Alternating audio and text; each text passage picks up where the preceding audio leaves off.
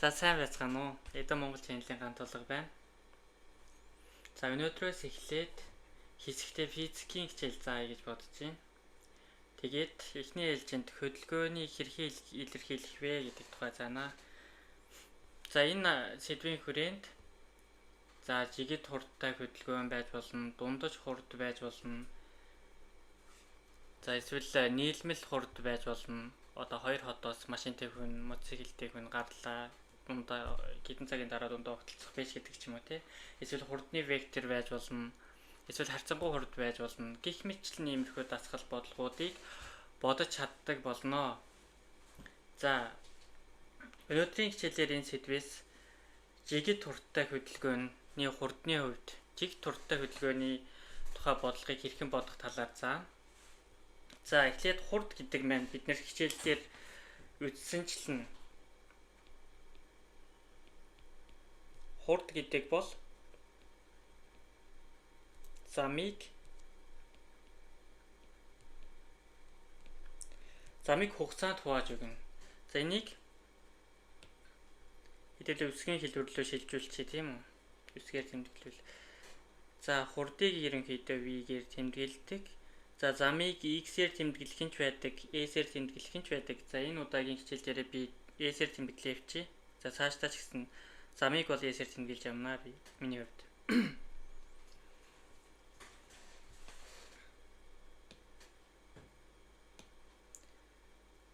За энэ бол бидний хичээл дээр үзсэн томьёо тийм үү?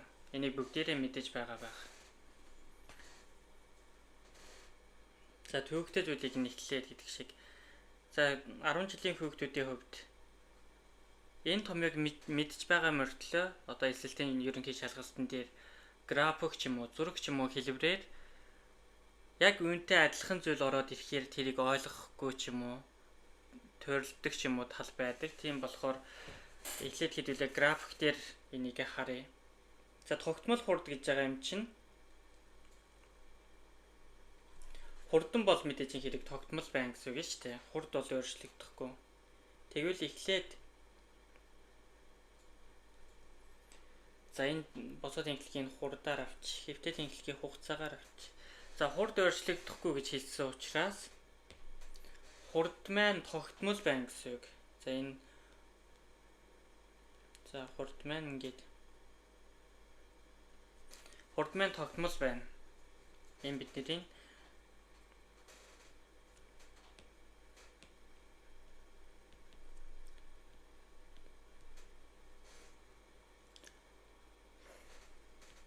хурд тогтмол байна. За эндээсээ энд нэг v0-гийн хурдыг авчээ. График дээр болохоор илүү хурдан гэж дүрслэхийн тулд эндээс дээш илүү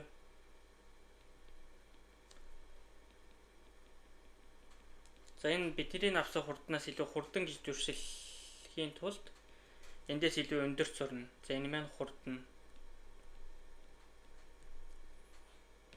За удаанаар дүрслэхийн тулд хурдыг илүү удаан хурд багтай гэж үзвэл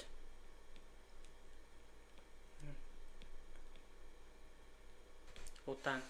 График дээрээ дээшээ шилжчихвэл хурдан болоо, доошоо шилжчихвэл удаан болох юм байна шүү дээ. Энэ графикны өөрөө хурд болон хугацаанаас хамаарсан график байна. Энэ дээр тал явсан замыг хэрхэн олох вэ гэвэл явсан зам маань за t0 хугацаанаас энд нэг t1 гэдэг хугацаа хүртэл энэ хоорондын явсан замыг олъё гэвэл за талбайг нь олох юм байна шүү дээ. Талбайг нь олох юм байна.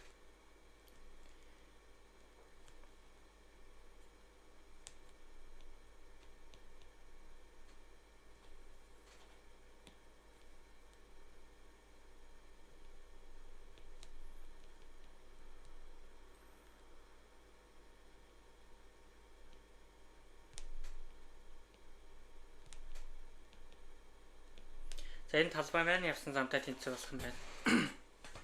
За мэдээж хэрэг хамаарлын график маань зөвхөн Хурд болно хугацаанаас хамаарахгүй байж болно тий. Хурд болно одоо зам болон хугацаанаас хамаарсан тохиолдолд гарч ирж болно. За энэ тохиолдолд яах вэ гэвэл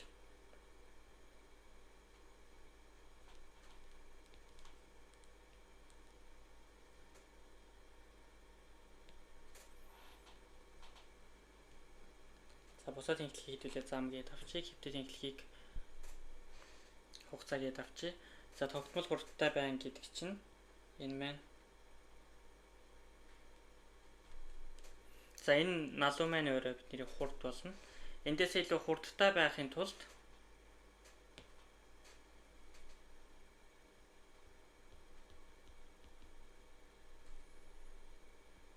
энэ налуугийн өнцөг маань илүү ихсэн. Энэ хурд нь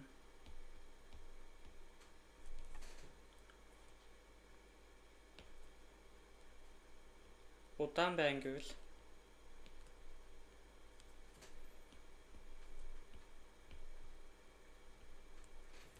за график дээр ингэж харагдах юм байна шүү дээ.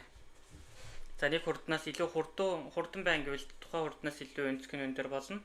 Удаан гэвэл налуугийнхаа өнцөг нь илүү багасах юм байна. За гих мэтчлэн за эндээс тодорхой за T1 хугацаанаас за T2 хугацааны хоорондох явсан замыг олъё гэвэл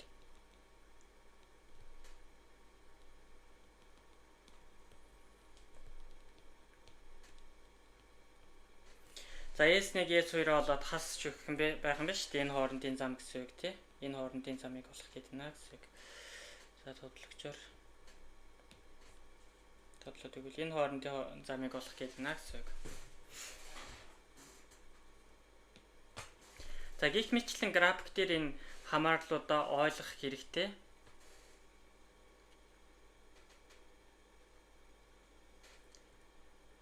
За юуны дараагаар хэдүүлээ.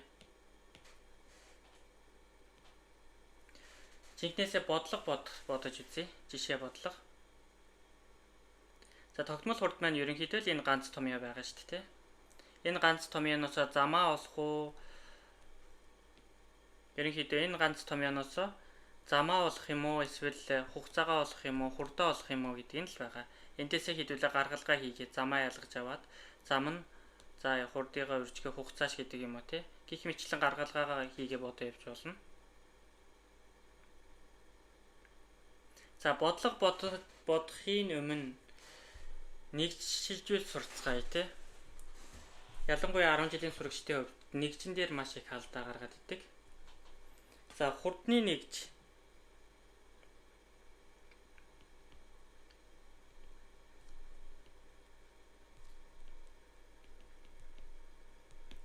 за хурдны нэгж болохоор километр цаг байна. Километр цаг байна. Эсвэл метр секунд байна тийм үү? За эндээс 1 км гэдэг маань 1000 метртэй тэнцүү. 1 цаг гэдэг маань за 60 минут 60-ыг үржих нь 60 секунд буюу 3600 секундтай тэнцүү байна. За эндээс 1 км цаг метр цаг 1 км цагийг метр секунд руу шилжүүлж үзье. Метр секунд. За үүн дээр анхаарах зүйл нь за их нэгжээсээ бага нэгж рүүгээ шилжүүлж байвал одоо километрээс метр рүү шилжүүлэн гэдэг чинь 1 км гэдэг чинь 1000 м. За 1-ийг үржих нь 1000 шууд үржигдэн тий. Хуваахан за хуваахан 3600 буюу 0.278 метр секунд болж байна тий. Яг энэ их нэгжээсээ бага нэгж рүү шилжүүлж байгаа үед километр нь 1-ийг үржих нь 1000 м. Цаг нь за хуваах нь 3600 гээд хуваар хүртвэрийнхаа яг харгалзах байран дээр очиж байгаа бол бага нэгжээс их нэгж рүүгээ шилжүүлж үзье. Метр секундаас километр цаг руу шилжүүлж үзье. За одоо 1 метрийг километр руу шилжүүлэн гэдэг чинь 1 метр чи өөрөө 1 километрийг 1000 хуваасны нэгтэй тэнцүү тийм үү? Тэгэхээр энэ за 1-ийг үржих нь 1000 хуваасны нэгтэй учраас 1000 доотлолтой бичигдэн шүү. За секунд маань өөрөө цагийг 3600 хуваасны нэгтэй учраас за хүртвэрийг дахиад нэг удаа хуваах үед хүртвэрийг дахиад нэг удаа хуваах үед 3600 маань хуваар дээр дээдлэлтэй гарч ирж бичигдэнэ. За энэ зөв тогтлыг ингээд ойлгочвол нэг шилжүүлэхдээ их алдахгүй байхаа гэж бодож байна. За энэ маань 3.6 км цаг гарч ийн. За нэг шилжүүлэлт бол нэг иймэрхүү.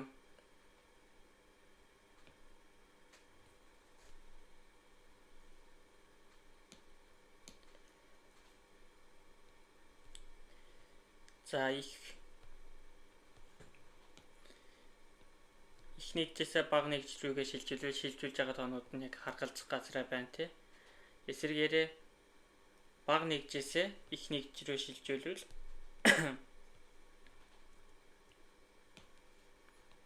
харгалзах тоонууд байна. Яг эсвэргээрээ бичигдсэн байгаа. 1 метр гэдэг чинь 1 километрийг 1000 хуваасны нэгтэй тэнцүү учраас 1000 хуваагдсан байгаа. За одоо жинхэнэ жишээ бодлогууд руу оръё. Нэг тасалж.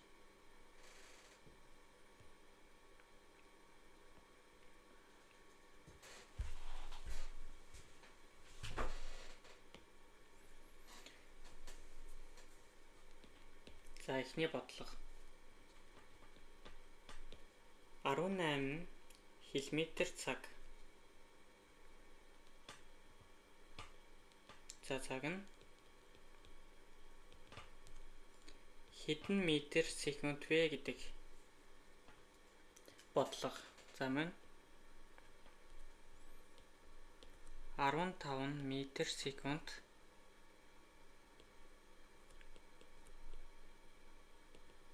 хэдэн километр цаг вэ гэдэг бодлогыг бодож үзгөө. За нэг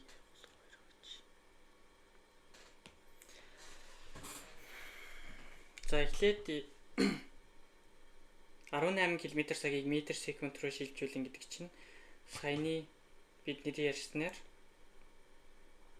их нэгжээс бага нэгж рүү шилжүүлж байна тийм үү? Тэгвэл 18-ыг үржих нь километр гэдэг 1000 м хуваах нь цаг секунд руу 3600. За ийм метр секунд байх хэвээр энэ маань бодоогоор ойролцоогоор 5 м секунд болж байна тийм үү? За энэ эсвэргээрээ энэ удаа бага нэгжээсээ их нэгж рүү шилжүүлнэ. За 15-ыг үржих нь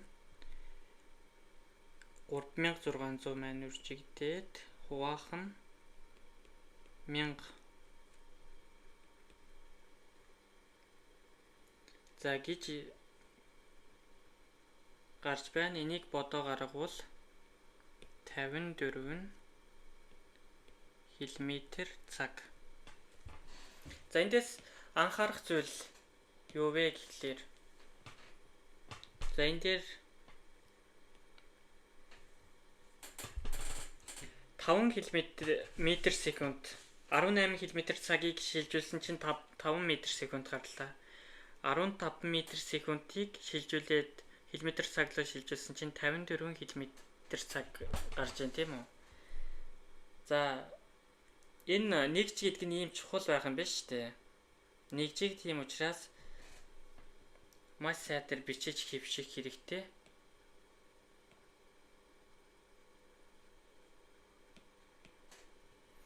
18 км/цаг 15 м/с-аас илүү их тоо юм шиг санагдаж байгаа хэрнээ шал өөр байх юм байна шүү дээ. Нэг жирөө шилжүүлвэл.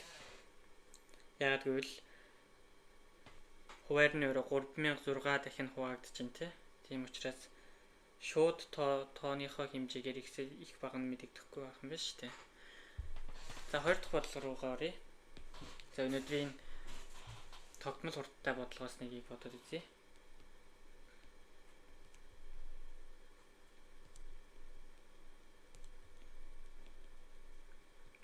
За цахилгаан шат байлаа.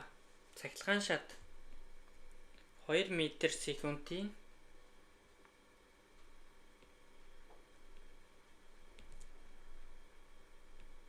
тогтмол хурдтайгаар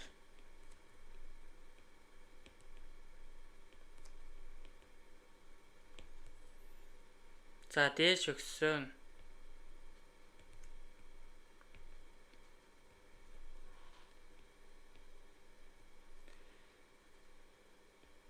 за хугацаа 15 секундын дараа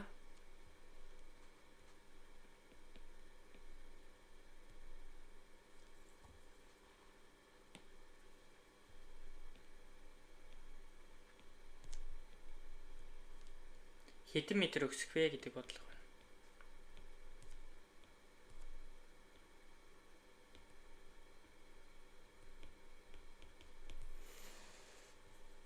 За бидний томьёо юу гэлээ? Хурд тэнцүү замыг хуваахаа хугацаа. За эндээс бидний олох ёстой зүйл маань гэхдээ хурд биш шүү дээ. Ерөнхийдөө хэдэн метр гэдэг байгаа учраас юуг олох ёстой бэ гэвэл замыг олох ёстой. Энэ замыг олох ёстой. Замыг ялгаж авах шаардлагатай боллоо гэсэн үг. За тэхийн тулд хоёр талаа хэдүүлээ хугацаанд үржиж тий.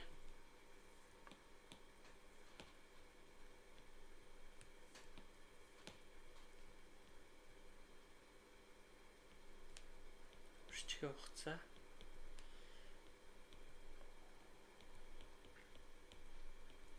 За хугацаатайгаа хураагдаад хоёр талыг хэдүүлээ адилхан хугацаанд үржиж өгөөд эндээсээ замаа ялгаад авлаа. За тэгвэл замын томьёо маань S-ээ эхлээд хурд авчиж тэгвэл хурдыг үржихийн хугацаа боллоо тийм үү. За эндээсээ биднэрт мэдэгдэж байгаа зүйл гэвэл энэ 2 м/с гэдэг хурд цахилгаан шатны тогтмол хурд хугацаа байна. Энэ дээр бидний хурд хугацаа аль альтан байна. За тийм учраас энэ хоёрыг үржүүлчихвэл бидний бодлогын хариу гарах юм байна шүү дээ. Тэнцүү хурд нь 2 м/с. Энийг үржих нь 15 секунд. За секундтайгаар нийтдээ 30 м зайд өгсөн байх юм байна. Гээд бидний бодлогынхаа хариуг оллоо. За өнөөдрийн бичлэгийг энд хүрээд дуусгачээ. Цаашдаа ч гэсэн иймэрхүү байдлаар маш богино хэмжээний нэг түлхүүр үгэнд багтах хэмжээнд физикийг заагаад яммаар байна. Тийм учраас манай сувгийг идэвхтэй үзээрэй. Эдүү Монгол channel. За хамтдаа байсанд баярлалаа.